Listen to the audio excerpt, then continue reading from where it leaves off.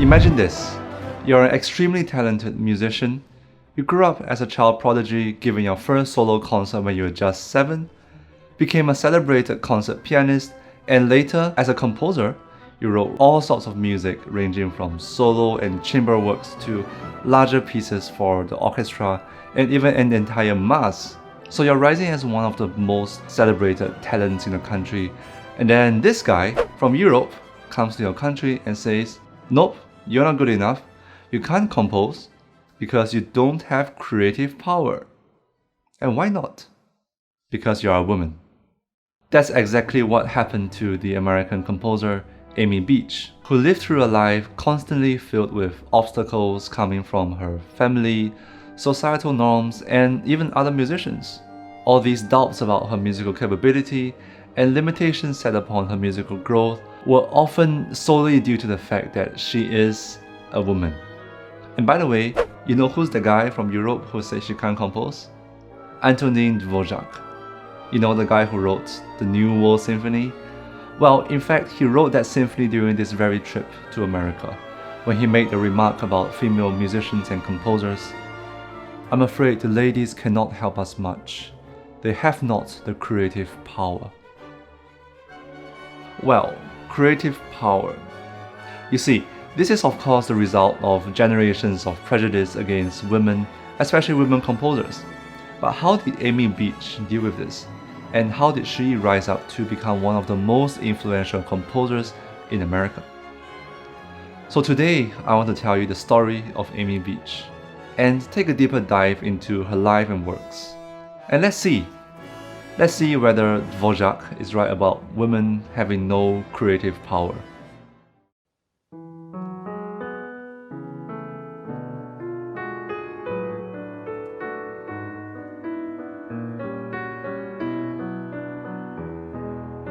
Amy Marcy Chaney was born in 1867 in West Henniker, New Hampshire.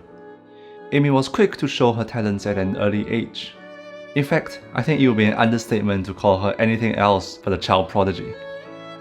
When she was a toddler, her mother would sing songs to her, and by the age of 2, she was able to harmonize her mother's voice entirely by ear. At the age of 4, Amy composed her first piece of music. One of the earliest pieces includes Mama's Waltz, written when she was just 5 years old.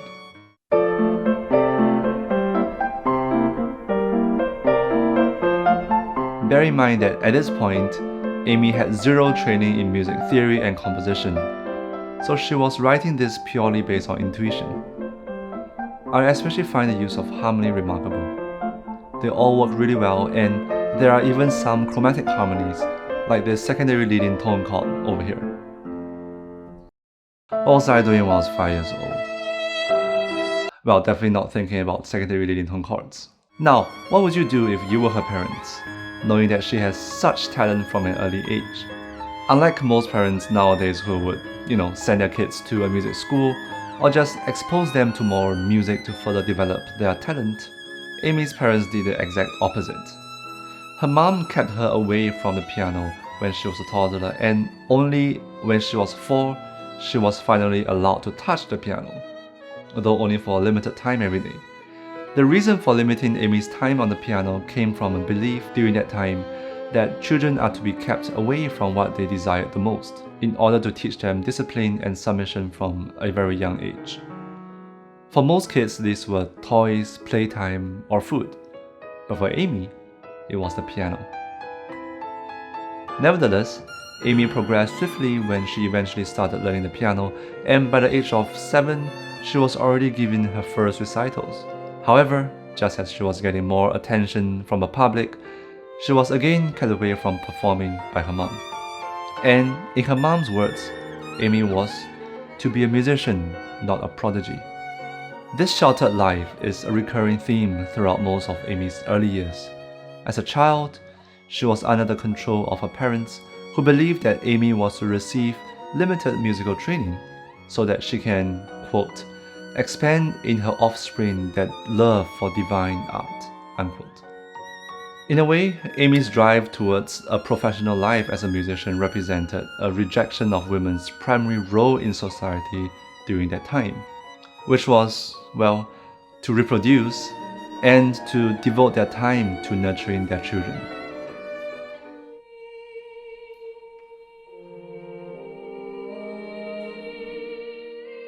At the age of 18, Amy became free from the control of her parents, not because she turned 18, but because she got married.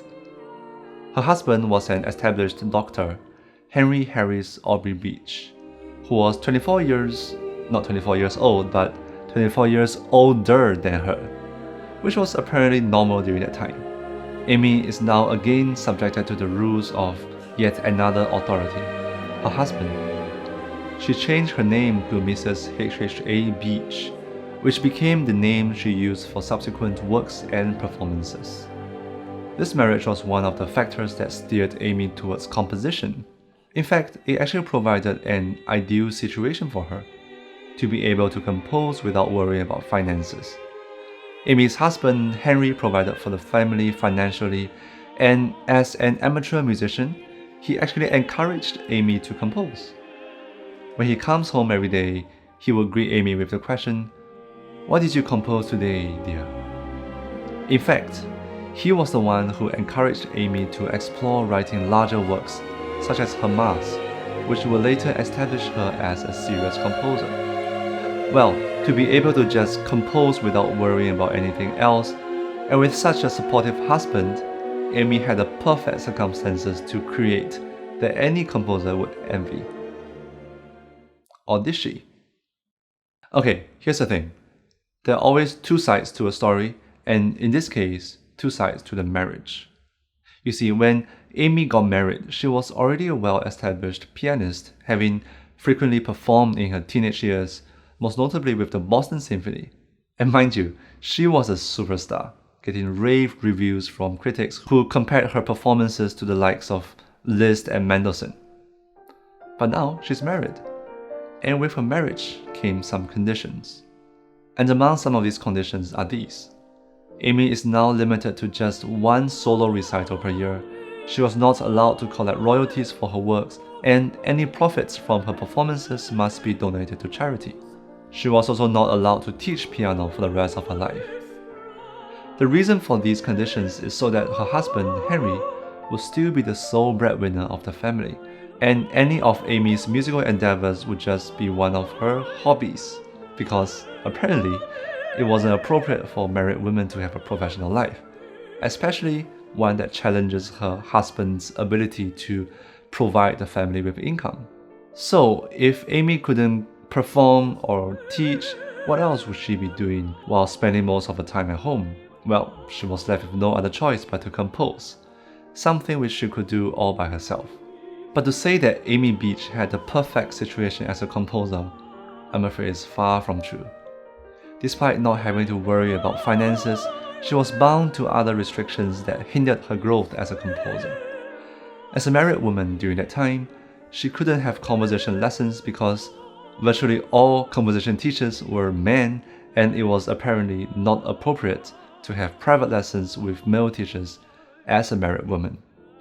And so the only option was to teach herself how to compose. She taught herself by copying extensive passages of musical works and treatises, memorized entire fugues such that she could write out each individual voice on separate staves, and learned orchestration by attending orchestra concerts with full symphonies memorized. I mean, when I saw this, I was like, wow, just imagine the extra work that she had to do and the amount of discipline that she must have to learn all these by herself. I mean, I would never imagine myself memorizing entire fugues to such familiarity that I can sing out individual parts. And speaking of fugues, a characteristic I realized from many of her works is the highly effective use of counterpoint, which I would say was definitely a result from those fugue studies. As I was studying some of her works, I came across her Ballade, Opus 6, which was written as a loose piano version of her song, My Love is Like a Red, Red Rose.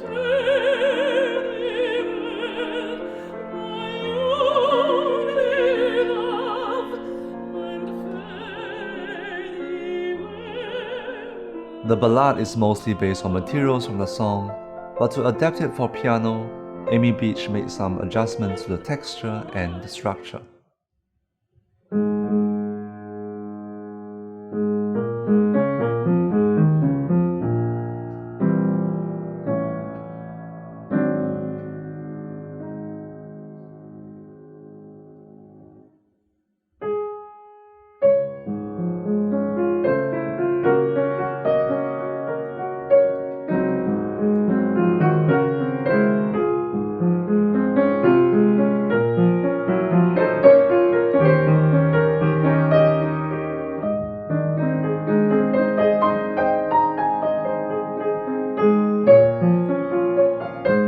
A challenge for any composer when adapting vocal pieces for the piano is to make the piano, which is essentially a percussion instrument, sing like the voice.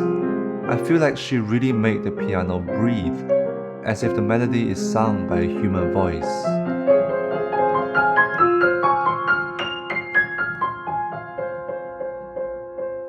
And when playing the piece, I was amazed by how Amy Beach uses counterpoint to bring life to the vocal melody.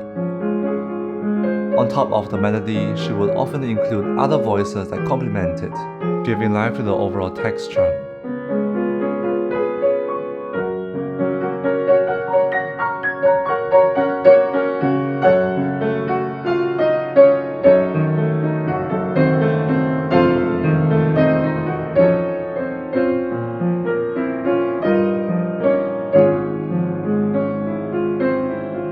A key difference between the song and the piano ballad is that the final cadence of the first stanza is prolonged by a dominant pedal.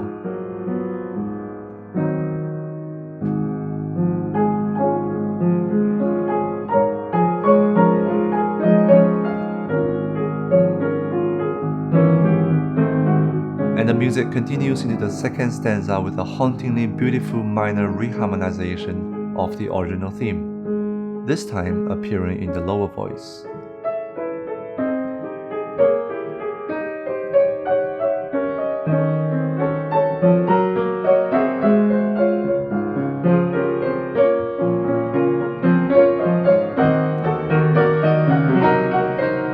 After studying more works by Amy Beach, it became very clear that the lack of opportunities to study didn't stop her from composing at all, as she went on to be one of the most celebrated composers of her time. She became one of the most prominent voices during that time for women's rights and gender equality, representing women artists in events such as the Women's Musical Congress and Chicago's World Fair of 1893. Amy Beach was also recognized by other male composers as an equal counterpart, later becoming part of a school of composers known as the Boston Six, which was pivotal in the development of American classical music. It was around this time when American composers started to define their musical style in order to stand out from European music. This is where we also have to get back to this guy, Mr. Dvorak, for he was one of the major influences on American composers during that time. Despite his condescending attitude towards women, he did advise American composers to look into folk songs for musical materials, which will make music distinctly American. In response to Dvorak's comment on women having no creative power, Amy Beach responded respectfully, listing down the works written by American women composers in the last 2 centuries. Then, as if rebutting Dvorak's words, she started working on her first symphony the following year in 1894. This would later be known as the Gaelic Symphony, as it contains many melodies from Irish folk songs.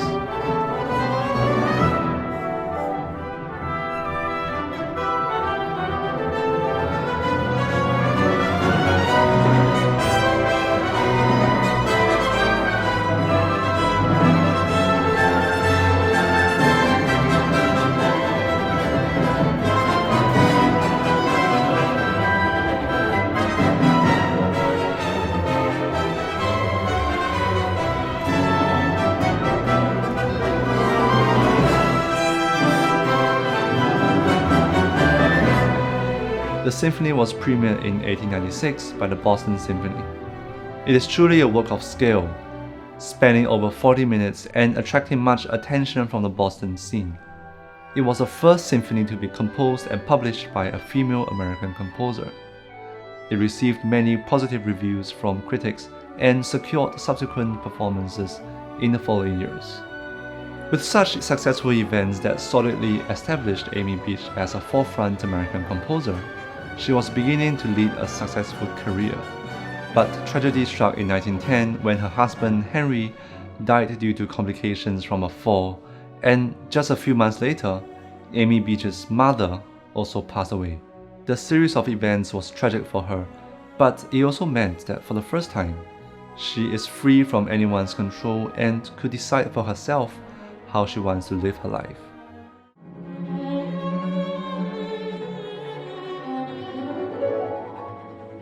When Amy Beach was a teenager, she was recommended by many teachers to pursue music professionally. And during that time, the only option available to Americans was to study in Europe, which for her was impossible due to her family and the pressure to follow societal norms.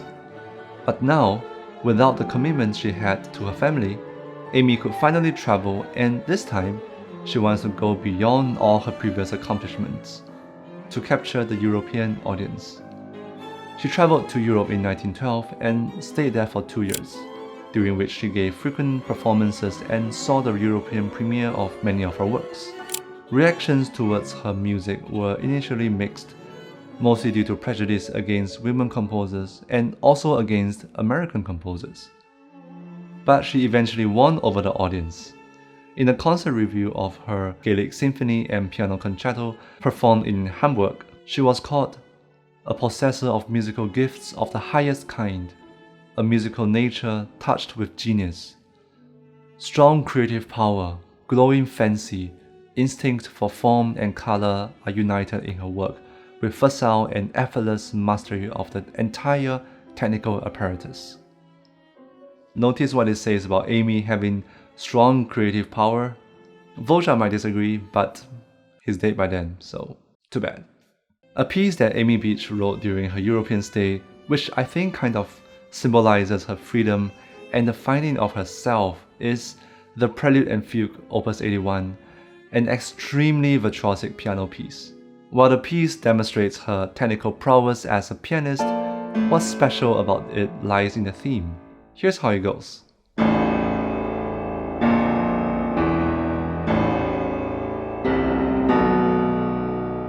Notice anything special? Well, the notes here are A, B flat, E, A, C, and B. In German, the note B flat is written as the letter B, and the note B is written as the letter H. Hence, when spelled out, the theme basically says A, B, E, A, C, H. Amy Beach. To me, it almost feels like a statement for regaining her freedom as a composer and as a person, who can finally freely perform, lead her own independent life, and pursue a professional career as a musician.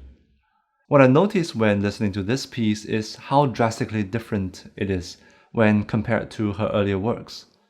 If we just listen to the fugue, the chromaticism and dissonance really push this piece towards the edge of tonality and shows a vastly different harmonic language than before. Here we can see Amy Beach's stylistic development as a composer, possibly influenced by the musical trends in Europe during that time, with people like Schoenberg, who was really heading towards the dissolution of tonality.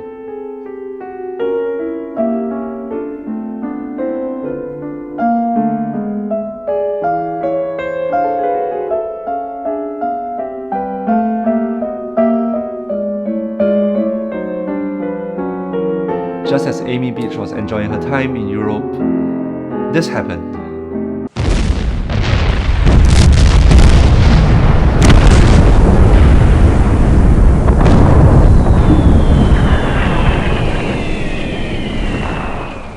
Yup, so in 1914, her European stay was cut short due to the outbreak of World War I.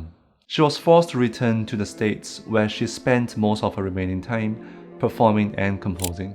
In addition to that, she devoted much of her time to educating the next generation of American composers and performers. She published an article in 1915 called Music's 10 Commandments as Given for Young Composers, in which she shares her philosophy of learning composition. Under her method of teaching, a composer has to not only master the rudiments in compositional techniques through rigorous score study and listening, but they also have to develop the maturity of their emotional resources by going through holistic general education and varied life experiences. This is evident in the final statement in her 10 Commandments. Remember that technique is valuable only as a means to an end. You must first have something to say, something which demands expression from the depths of your soul. If you feel deeply and know how to express what you feel, you make others feel. As someone who did not have the privilege to experience proper music education, Amy Beach wanted to share her personal experience with aspiring musicians and was selfless in doing so. She wanted to make music education available to all and took on various leadership roles later in her life, such as the founding president for the Society of American Women Composers. She was a strong advocate for women's rights and gender equality, and as someone who has lived a life filled with gender prejudice and the preconceived notion of how women should function in society, Amy Beach became a symbol for women's strength and resilience against all odds presented to them by their circumstances. During a time when there was a shift in society's view on women's roles, a gradual acceptance of women's professional careers, and a fight for women's suffrage, she became one of the most important voices in the movement. While others demonstrated their advocacy through activism, social work, and writings, Amy Beach did it through her art. While there is still a lot of work to be done in gender equality in music, even in today's society, Amy Beach made a huge stride in that direction and showed later generations that anyone can be a composer, regardless of gender.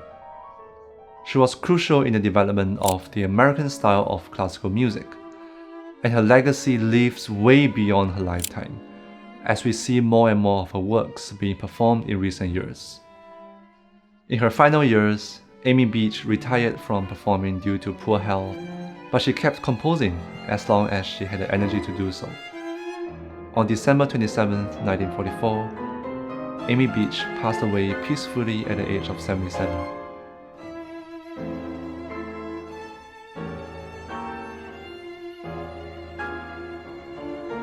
Before concluding this video, I'd like to share one of the final pieces she wrote, a song based on a devotional poem by Robert Spencer, Though I Take the Wings of Morning.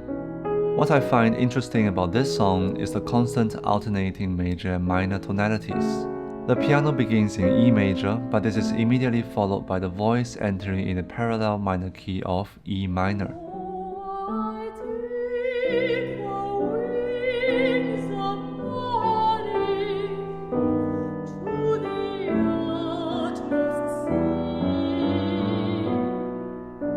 The music continues in E minor, though without the raised leading tone, giving it a rather modal feel, which is commonly associated with medieval church modes that tend to give off a meditative and spiritual mood.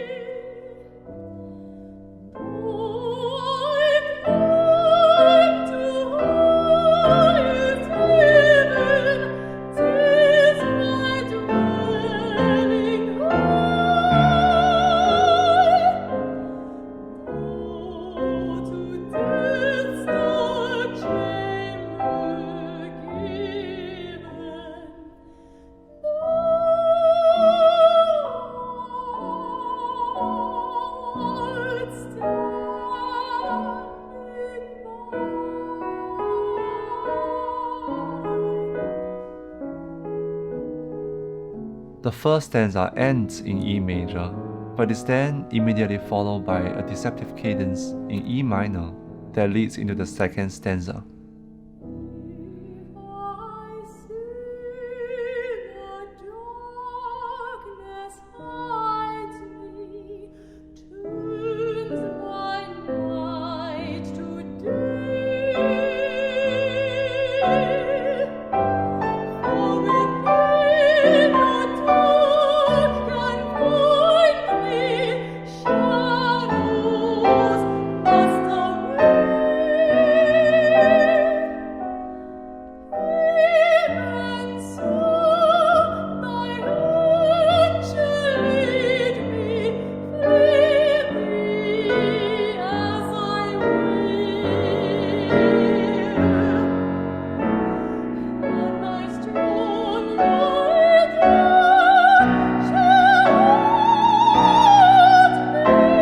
As the music reaches its climax, it eventually resolves and ends in E major. The alternating major and minor tonality here, to me, is kind of like a struggle. Perhaps it symbolizes the constant struggle Amy faced during her lifetime.